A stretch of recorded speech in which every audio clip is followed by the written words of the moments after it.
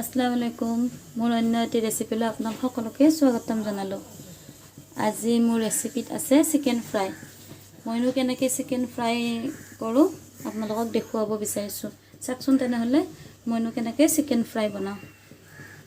মই chicken fry কাৰণে এইখিনি চিকেন ধুই ৰাখিছোঁ আগতীয়াকৈ, আৰু ইয়াত ৰাখিছোঁ মই 3 চামুচ কৰ্ণফ্লাৱাৰ পাউডাৰ, আৰু ইয়াতে ৰাখিছোঁ চিকেন মছলা, আৰু চিকেন ফ্ৰাই কাৰণে 2 পিচ নেমু লাগিব,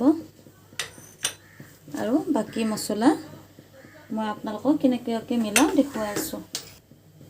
ফাৰ্ষ্ট টাইম মই চিকেনখিনিত নেমু চেপি ল'ম।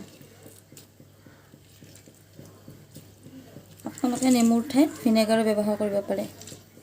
মই নেমুৱে ব্যৱহাৰ কৰোঁ, মোৰ নেমুৱে সুবিধাজনক লাগে। মই নেমুখিনি আতি দি দিলোঁ। এতিয়া মই এইখিনি অকণমান লৰাই দিম।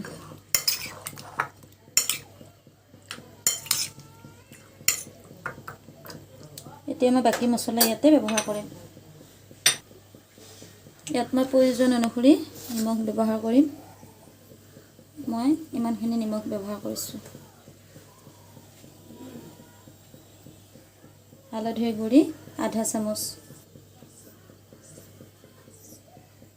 জিৰা গুড়ি আধা চামুচ, আৰু জলকীয়া গুড়ি আধা চামুচ, আৰু মই যে ৰাখিছিলোঁ মোৰ চিকেন মছলাখিনি, এইখিনি মই ইয়াত 1.5 চামুচ চিকেন মছলা ৰাখিছোঁ। মই গোটেইখিনি ইয়াতে দি দিছোঁ। আৰু মই কৰ্ণফ্লাৱাৰ পাউডাৰ যে ৰাখিছিলোঁ 3 চামুচ, এইখিনি ইয়াতে দি দিছোঁ। আৰু ইয়াতে মই এতিয়া ফুড কালাৰ ব্যৱহাৰ কৰিম। ৰেড কালাৰ লৈছোঁ মই।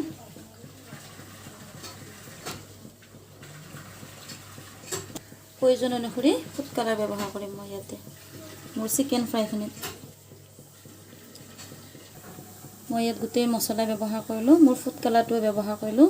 এতিয়া মই এইখিনি গোটেইখিনি ভালকৈ মিলাই দিম। মই হাতেৰে মিলাই দিম। আপোনালোকে ভালকৈ মিলাই ল'ব, গোটেই মছলাখিনি ভালকৈ মিলাই ল'ব।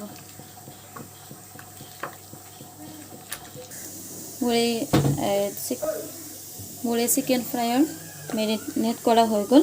এতিয়া মই মিনিমাম 1 ঘণ্টাৰ কাৰণে মেৰিনেট কৰি ৰাখি দিম। তাৰপিছত মই এইখিনি ৰিফাইনত ফ্ৰাই কৰিম। তেনেহ'লে চাই থাককচোন আপোনালোকে মইনো কেনেকৈ চিকেন ফ্ৰাই কৰোঁ। চাওকচোন মোৰ এই যে চিকেন ফ্ৰাইখিনি যে মেৰিনেট কৰি থৈছিলোঁ 1 ঘণ্টাৰ পিছত, এতিয়া মই ইয়াতে তেলত ফ্ৰাই কৰিব ওলাইছোঁ। মই আগতীয়াকৈ তেল গৰমে কৰি লৈছোঁ। আপোনালোকে তেলখিনি যেতিয়া বহাই দিব পূৰা হাই ফ্লেমত দিব। গেছ দি ভালকৈ গৰম হোৱাৰ পিছত গেছটো ল' ফ্লেমত দি দিব। এতিয়া মই ল' ফ্লেমত দিছোঁ, আৰু মোৰ চিকেনখিনি দি দিম ইয়াতে।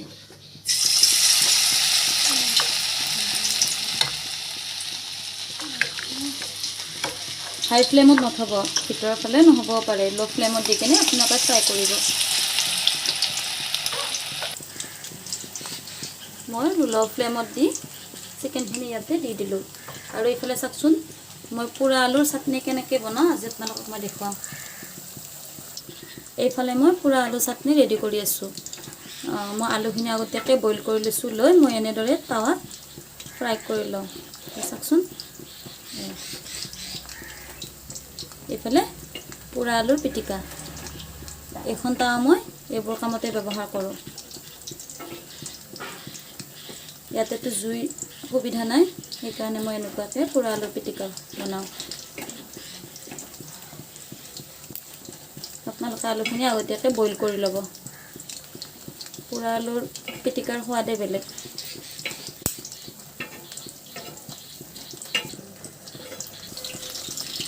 মোৰ নেক্সট পিঠিহে এতিয়া পুৰিব আছে। ইফালৰ ফালে হৈ গ'ল। আপোনালোকে ভালকৈ পুৰি ল'ব, আৰু পাতল পাতলকৈ পিচ কৰি ল'লেও কথা নাই। মোৰ বেছি ডাঙৰ নহয় কাৰণে মই পাতল পিচ কৰা নাই। যেতিয়া ডাঙৰ আলু হ'ব পাতল পাতলকৈ পিচ কৰি এনেকুৱাকৈ বেয়া টাৱা থাকিলে আপোনালোকে ফ্ৰাই কৰি ল'বচোন পোৰা আলু পিটিকা খাবৰ কাৰণে।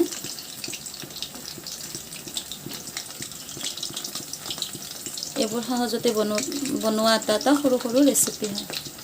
খায়ো সোৱাদ লাগিব, বনালেও ভাল লাগে। আৰু পোৰা আলু পিটিকাৰ কাৰণে মই ইয়াতে মিডিয়াম সাইজৰ পিঁয়াজ এটা কাটি ৰাখিছোঁ। এইফালে নিমখ আৰু এইফালে মিঠাতেল, ধৰিব পাৰিছেনে নাইবা? এইফালে মিঠাতেল মই ৰাখিছোঁ আৰু মিডিয়াম সাইজৰ কেঁচা জলকীয়া এটা, আৰু এইফালে শুকান জলকীয়া দুটা মই গেছত পুৰি পিচ পিচ কৰি ৰাখিছোঁ। এতিয়া মোৰ পোৰা আলুখিনি ৰেডি হৈ গৈছে। ইয়াতে মই দি দিম।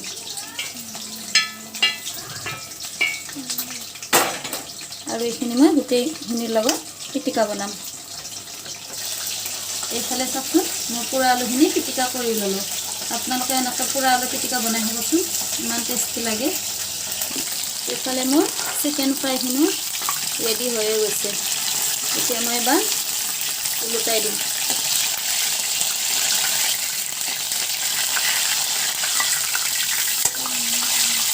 চাওকচোন, কালাৰটো ইমান ধুনীয়া হৈছে।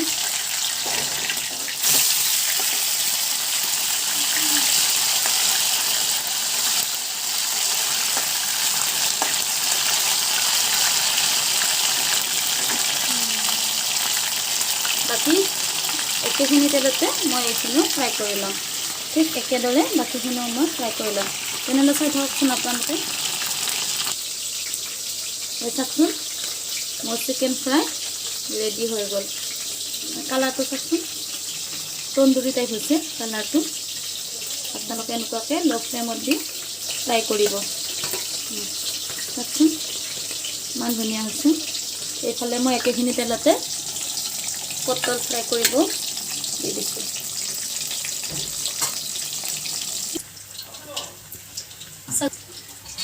চাওকচোন, আজি মোৰ দিনৰ আহাৰৰ থালিখন ৰেডি কৰিলোঁ। এইফালে চিকেন ফ্ৰাই, এইফালে পোৰা আলুৰ পিটিকা, এইফালে মোৰ টিহা, এইফালে পটল ফ্ৰাই, কেঁচা জলকীয়া এটা, নেমু আৰু নৰসিংহ, আৰু এইফালে মোৰ দালি। তেনেহ'লে আপোনালোকে এনেকুৱাকৈ বনাই খাবচোন দিনৰ আহাৰত, বহুত টেষ্টি লাগে। আৰু আপোনালোকৰ যদি ভিডিঅ'টো চাই ভাল লাগিছে, লাইক, শ্বেয়াৰ আৰু ছাবস্ক্ৰাইব কৰি দিব। আৰু মোৰ যদি চেনেলটোত নতুন মেম্বাৰ হয়, তে একেবাৰে নাপাহৰিব ছাবস্ক্ৰাইব কৰিবলৈ। তে আজিলৈ আপোনালোকক মই এৰিছোঁ। এনেকুৱা আৰু সৰু সৰু ৰেচিপি লৈ আপোনালোকৰ ওচৰলৈ আহিবলৈ মই চেষ্টা কৰিম।